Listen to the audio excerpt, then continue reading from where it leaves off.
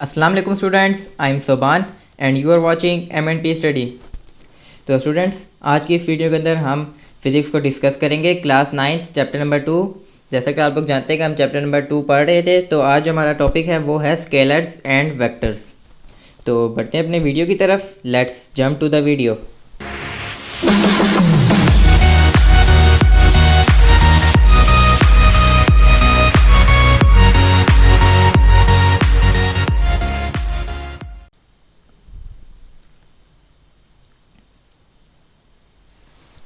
Students, आज हमारा topic है scalars and vectors.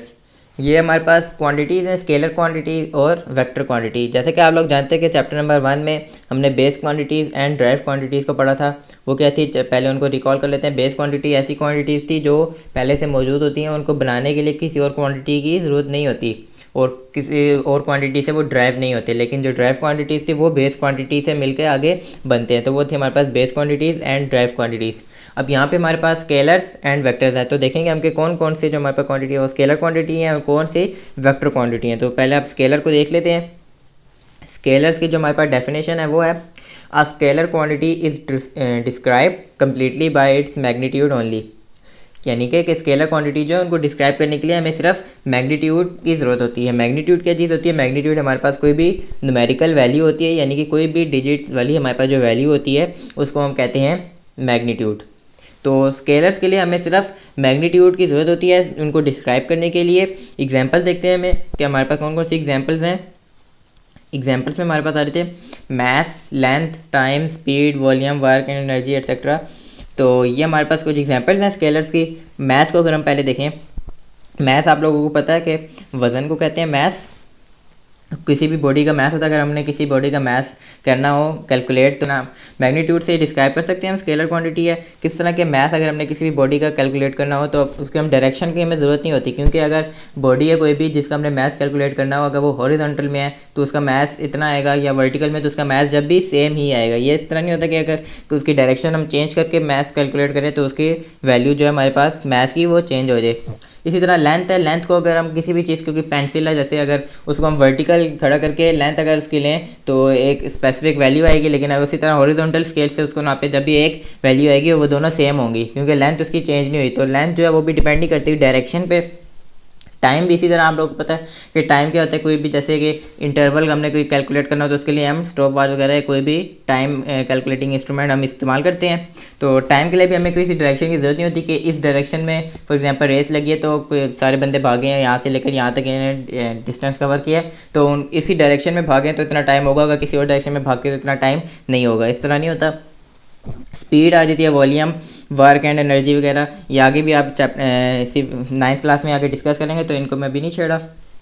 Speed and volume, work and energy, ये भी तमाम हमारे पास क्या आ जाते हैं, स्केलर्स आ जाती हैं। अब मैंने आपको बताया कि इनके लिए सिर्फ मैग्नीट्यूड इस्तेमाल होता है और डायरेक्शन नहीं होती। अब डायरेक्शंस क्या हो सकती हैं, जैसे कि आप लोग जानते हैं कि डायरेक्शन हमारे पास कुछ इस तरह से होती हैं, north, south, east and west. तो ये हमारे पास कुछ डायरेक्शंस होती हैं, यानी कि डायरेक्शंस हमें स्केलर्स में रिक्वायर्ड नहीं होती, लेकिन वो किस चीज़ में रिक्वायर्ड होती हैं चलें वो भी पढ़ लेते हैं। नेक्स्ट आ जाता है हमारे पास वेक्टर्स। वेक्टर्स के लिए अंदर में डायरेक्शंस को रिक्वायर्ड होती हैं कि a vector quantity is described completely bye its magnitude and direction. कि वेक्टर क्वांटिटी को डिस्क्राइब करने के लिए हमें मैग्नीट्यूड भी ज़रूरी होती है, साथ साथ हमें डायरेक्शन की भी ज़रूरत होती है। वो किस तरह, पहले हम इसकी एग्जांपल्स देख लेते हैं। एग्जांपल में हमारे पास आ जाते हैं velocity, displacement, force, momentum, torque etcetera. यानी कि ये जो हमारे पास क्वांटिटीज़ हैं ये वेक्टर क्वांटिटीज़ हैं। अब ये वेक्टर किस तरह क्वांटिटीज़ हैं। अब स्पीड हमारे पास होती है किसी भी बॉडी वगैरह की जो भी मूव कर रही है उसकी स्पीड, लेकिन वेलोसिटी होती है, वेलोसिटी में हमें डायरेक्शन भी पता चलती है कि एक कार है वो इस पॉइंट से इस पॉइंट तक मूव की है, उसकी स्पीड इतनी थी। लेकिन जो वेलोसिटी होती है, वेलोसिटी के साथ हमें डायरेक्शन भी पता होती है कि 30 kilometre per hour towards north, towards south east, इस तरह की हमारे पास डायरेक्शन होती है। जो डायरेक्शन अगर हम स्पीड के साथ लगा दें तो हमारे पास बन जाता है वेलोसिटी। अब इसी तरह एक टर्म होती है डिस्टेंस और एक टर्म होती है डिस्प्लेसमेंट। ये तो हमारा अगला टॉपिक भी है, नेक्स्ट लेक्चर में आप पढ़ेंगे डिटेल से, लेकिन मैं यहाँ पर आपका कंसेप्ट क्लियर कर देता हूँ थोड़ा सा। डिस्टेंस और डिस्प्लेसमेंट में फ़र्क क्या होता है। फॉर एग्जाम्पल ये मेरे पास 2 पोजिशंस है, 2 पॉइंट्स हैं। आप फ़र्ज़ कर लें कि एक पॉइंट जो वो हमारा होम है, हाउस, घर, और एक पॉइंट जो है वो स्कूल है। अब इनके दरमियान का जो रोड है, यानी कि जो भी रास्ता है, वो कुछ इस तरह से कर्व पाथ में है। तो ये समझे कि हमारी रोड है, हमने इसके ऊपर ट्रैवल करके स्कूल से होम और होम से स्कूल जाना होता है। तो ये होता है हमारे पास बेसिकली जो टोटल पाथ है वो होता है डिस्टेंस। लेकिन डिस्प्लेसमेंट जो होता है वो होता है शॉर्टेस्ट डिस्टेंस। वो क्या होता है कि हमारे पास बिल्कुल स्ट्रेट लाइन होती है जहाँ जिस पॉइंट से हमने स्टार्ट करना हो, जो हमारी डेस्टिनेशन है वहाँ तक के लिए, तो उसको हम कहते हैं डिस्प्लेसमेंट। तो ये होता है हमारे पास शॉर्टेस्ट डिस्टेंस। और अब देखें आप इसको एरो से हमने डिनोट किया हुआ है, यानी कि ये डायरेक्शन भी बता रहा है कि अगर हम होम से स्कूल जा रहे हैं तो उसके लिए हमारे पास ये डायरेक्शन है, और अगर हम स्कूल से होम जा रहे हैं उसकी डायरेक्शन चेंज हो जाएगी। तो आप देखें डिस्टेंस के लिए हमें कोई डायरेक्शन रिक्वायर्ड नहीं थी। डिस्टेंस जो होते हैं हमारे पास एक मैग्नीट्यूड होती है, एक वैल्यू होती है, जो उसका पाथ होगा टोटल हम वही कैलकुलेट करेंगे कि कितना उसका एरिया है और लेंथ जो उसकी रोड की कितनी है। और डिस्प्लेसमेंट में हमारे पास क्या होता है कि लेंथ के साथ साथ हमने डायरेक्शन का भी पता होना चाहिए कि डायरेक्शन हमारे पास कौन सी है। तो बेसिकली ये हमारे पास डिस्प्लेसमेंट जो है वो वेक्टर क्वांटिटी है एंड डिस्टेंस जो है वो स्केलर क्वांटिटी है। इसी तरह हमारे पास आती है फोर्स। अब फोर्स क्या होती है आप लोगों को पता है। फॉर एग्जांपल हमारे पास ये एक टेबल है, अगर इस पे हर तरफ से फोर्स एक्ट की जाए तो ये डिस्प्लेस होगी एक जगह से दूसरी जगह। तो फोर्स जो होती है हमारे पास उसकी हमारे पास मैग्नीट्यूड भी होगी और डायरेक्शन भी होगी कि मैग्नीट्यूड किस तरह कि हम कितनी फोर्स इस पे बॉडी पे अप्लाई कर रहे हैं, और डायरेक्शन में हमारे पास कि किस डायरेक्शन में हम फोर्स अप्लाई करें। फॉर एग्जांपल अगर ये स्टिल एक जगह पे टेबल रुका हुआ है लेकिन फिर भी इसके ऊपर एक फोर्स एक्ट कर रही है, वो आप लोगों को पता है कि वेट है इसका। वेट जो होती है हमारे पास फोर्स होती है वो इसके ऊपर एक्ट कर रही है ड्यू टू ग्रेविटी, ग्रेविटी की वजह से। तो वो हमारे पास डाउनवर्ड है, यानी कि वो उसकी स्पेसिफिक जो भी वैल्यू है इसका जो टेबल का मास होगा उसको मल्टीप्लाई कर देंगे ग्रेविटी से, तो हमारे पास वेट आ जाता है। तो वेट जो है हमारे पास वो जो मैग्नीट्यूड है उसके साथ साथ हमें डायरेक्शन भी बता रहा है कि कहाँ पे है ये डाउनवर्ड, यानी कि इसको साउथ की डायरेक्शन में भी कह सकते हैं, डाउनवर्ड भी कह सकते हैं। तो ये हमारे पास होता है इसका वेट जो कि इस पर एक्ट करे। तो इसके देखिए हमें डायरेक्शन भी रिक्वायर्ड और मैग्नीट्यूड भी रिक्वायर्ड है जो इस बॉडी का वेट होगा वो। अगर इसी में हम इसके ऑपोजिट फोर्स लगाएं, अपवर्ड फोर्स लगाएं, तो इससे क्या होगा कि हम अगेंस्ट जा रहे हैं इसके वेट के। तो हमें वैल्यू जो पहले हमारी पॉजिटिव में थी तो वो हमारी वैल्यू अब इसके अगेंस्ट है, अपोज कर रहे हैं इसको, तो हमारे पास नेगेटिव में वैल्यू आएगी। तो इसके देखें हम अगर उतनी ही फोर्स लगाएं जितनी वेट पे लगा रहे थे, तो वेट की एक तो उतनी फोर्स है और अब उतनी फोर्स इसको अप करने में लगा रहे हैं, तो वो दोनों आपस में कैंसिल हो जाएंगे और इनकी डायरेक्शन ऑपोजिट है तो कैंसिल कर देंगे एक दूसरे को, और हमारे पास कोई नेट फोर्स नहीं बाकी रहेगी और ये बॉडी एक जगह से दूसरी जगह मूव नहीं होगी क्योंकि इसके ऊपर दोनों फोर्स इक्वली एक्ट कर रही हैं लेकिन ऑपोजिट इन डायरेक्शन है। तो इस वजह से अगर मैं आपको इस तरह और समझाता हूँ कि अगर ये बॉडी हम इस राइट साइड पे मूव करेंगे, फोर्स लगाएंगे तो ये राइट साइड पे टेबल जाएगा, और लेफ्ट साइड पे मूव करेंगे तो लेफ्ट साइड पे टेबल जाएगा।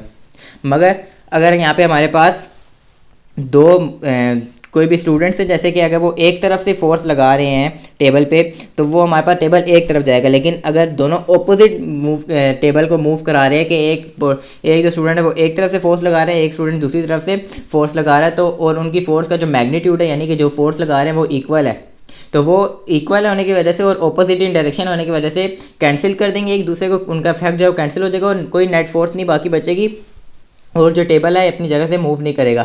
तो ये मैंने आपको समझाना था बेसिकली कि डायरेक्शन हमारे लिए कितनी इंपॉर्टेंट है वेक्टर्स के लिए। स्केलर्स में हमारे पास सिर्फ मैग्नीट्यूड रिक्वायर्ड होता है कि मैग्नीट्यूड से हम स्केलर क्वांटिटी को डिस्क्राइब कर लेते हैं, उसके लिए हमें और किसी चीज़ की ज़रूरत नहीं होती।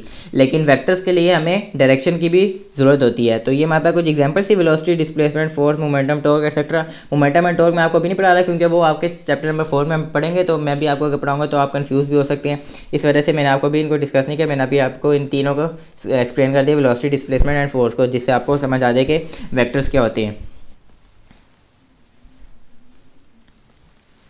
अब आ जाता है हमारे पास रिप्रेजेंटेशन ऑफ वेक्टर। स्केलर तो हमारा छोटा सा टॉपिक है, लेकिन वेक्टर जो है हमारा वो काफ़ी डिटेल टॉपिक है। ये आपके बहुत काम आएगा, इसको आपने बहुत अच्छे से समझना है क्योंकि आपके फर्स्ट ईयर सेकंड ईयर में भी आपके वेक्टर बहुत काम आएगा। फिजिक्स आपकी फर्स्ट ईयर में हर तकरीबन फार्मूले के वेक्टर फॉर्म है और सेकेंड ईयर में मैथ का आपका एक चैप्टर है वेक्टर्स का पूरा। तो आपका भी इसमें छोटा एक टॉपिक नज़र आ रहा होगा लेकिन ये काफ़ी इंपॉर्टेंट है, इसलिए आपने इसको अच्छे तरीके से समझना है। अब वेक्टर्स को देखते हैं कि रिप्रेजेंट किस तरह करते हैं कोऑर्डिनेट प्लेन पे। तो रिप्रेजेंटेशन ऑफ वेक्टर में हम पहले पॉइंट देख लेते हैं, to differentiate a vector from scalar quantity. कि अगर हमने अलग इसको देखना है वेक्टर को स्केलर क्वांटिटी से, कि अगर कोई एक स्केलर क्वांटिटी और एक वेक्टर क्वांटिटी है तो हमें कैसे पता चलेगा कि ये वेक्टर क्वांटिटी इसमें से कौन सी है और स्केलर क्वांटिटी कौन सी है। तो हम क्या करते हैं, स्केलर क्वांटिटी का जो वर्ड है वो हम बोल्ड कर देते हैं, जो भी क्वांटिटी है उसका वर्ड को हम बोल्ड कर देते हैं उसको रिप्रेजेंट करने के लिए। जैसे कि हमारे पास देखें FAD हमने इसको बोल्ड करके लिख दिया, इससे हमें पता चलेगा कि ये वेक्टर्स हैं।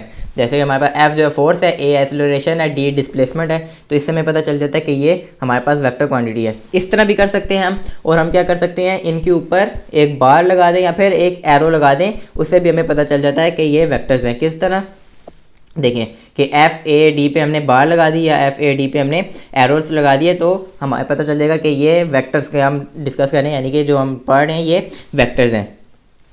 रिप्रेजेंट करने का एक ये तरीका है। उसके बाद ग्राफिकली हम इसको किस तरह रिप्रेजेंट करते हैं, ग्राफ वगैरह पे graphically vector can be represented by aligned segment with an arrow head, यानी कि हमारे पास जो वेक्टर होगा वो को एरो से हम डिनोट करेंगे, कि जो हमारे पास एरो होगा इससे हम इसकी जो पूरी लाइन होगी इसको हम रिप्रेजेंट करेंगे कि ये हमारे पास वेक्टर है। वेक्टर को हम एक एरो से रिप्रेजेंट करेंगे ग्राफिकली।